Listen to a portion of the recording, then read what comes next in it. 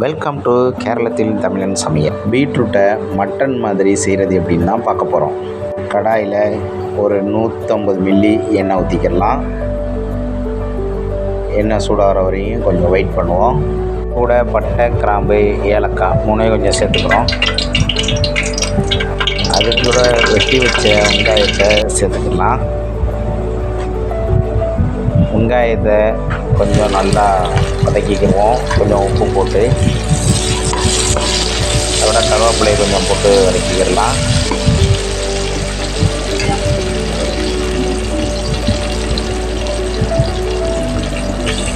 நல்லா வதங்கினதுக்கப்புறம் இஞ்சி பூண்டை கொஞ்சம் அரைச்சி சேர்த்துக்கிடலாம்.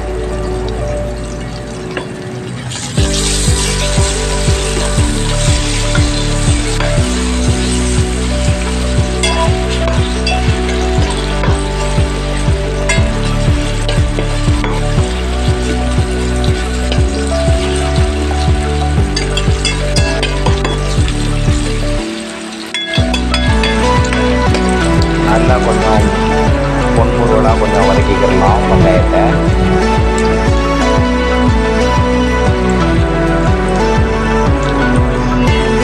அது கூட கலருக்கு ஒரு டேபிள் ஸ்பூன் மிளகாய் சேர்த்துக்கலாம்.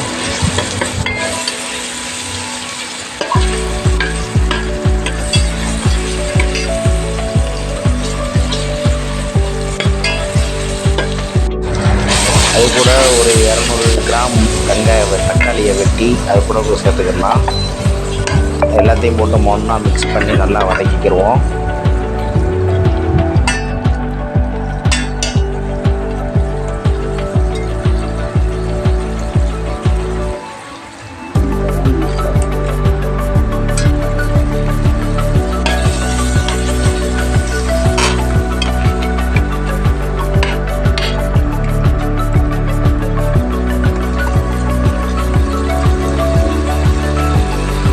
அது கூட பீட்ரூட்டை சிறிய துண்டுகளை வெட்டி அது கூட சேர்த்து நல்லா கிண்டிக்கிடலாம். கொஞ்சம் திக்னஸ் கண்டி உருளைக்கிழங்கையும் செஞ்சு வெட்டி போட்டுக்கலாம். ஒரு 1/2 கிலோ பீட்ரூட்டுக்கு ஒரு 100 கிராம் உருளைக்கிழங்கு சேர்த்து வச்சுக்கிடுவோம். எல்லாத்தையும் மொத்தமாக ஒன்றா நல்லா கிளறிக்கலாம்.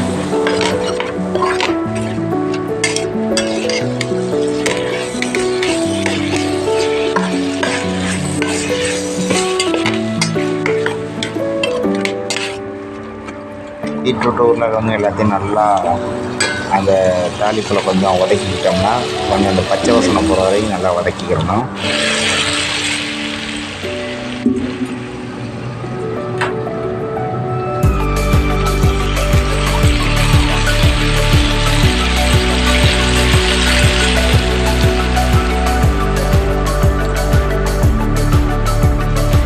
நல்லா வதங்கிடுச்சு. வதங்கினதுக்கு அப்புறம் அது கூட தேவையான அளவு, அதாவது 1/2 லிட்டர் தண்ணி ஊற்றிக்கிறோம்.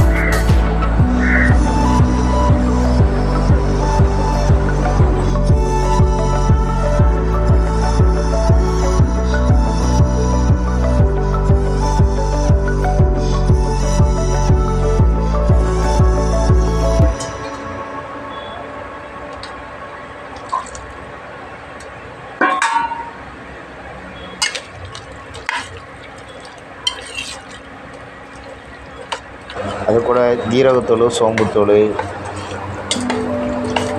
குழம்புத்தூள் எல்லாத்தையும் சேர்ந்து மிக்ஸ் பண்ணிக்கிறோம்.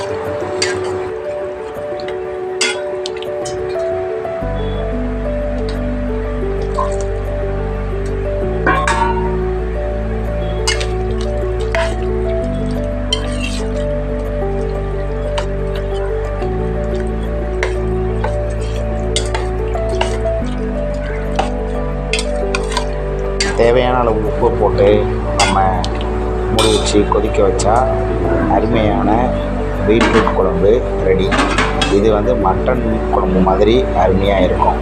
இந்த மாதிரி வீட்டில் செஞ்சு பாருங்கள். பீட்ரூட்டு வேணான்னு சொல்லவே மாட்டாங்க.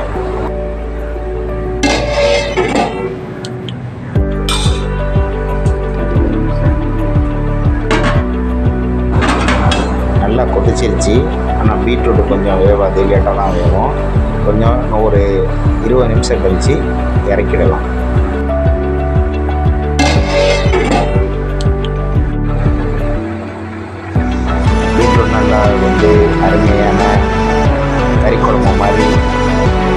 செவ்வியலுக்கு அருமையான பீட்ரூட் ரெடி.